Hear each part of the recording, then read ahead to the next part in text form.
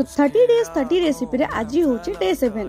आज मुझे बनई दही बैगण जोटा कि मोर आपण मान समस्त प्रिय कौन ठीक कहले तो बैगण को लेकिन मुझे लंबा लंबा कर काटी देती। आपको जब छोट बैगण मिले ताले आपको मझीरू दिफाड़ करके भी काटी पारे।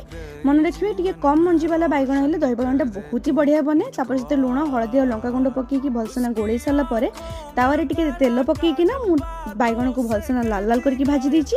मो भिडियोटी जब आपको भल लगुच बहुत सारा लाइक शेयर एंड सब्सक्राइब करेंगे।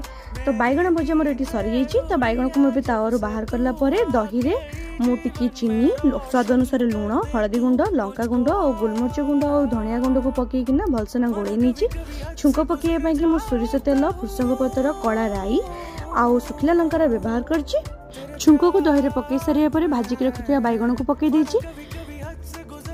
एबे रेडी हो गला हमर दही बैगण। आपण माने भी एमती थरे ट्राई करंतु और कमेंट करी जणांतु आपनको मोर रेसिपी केमती लागिला।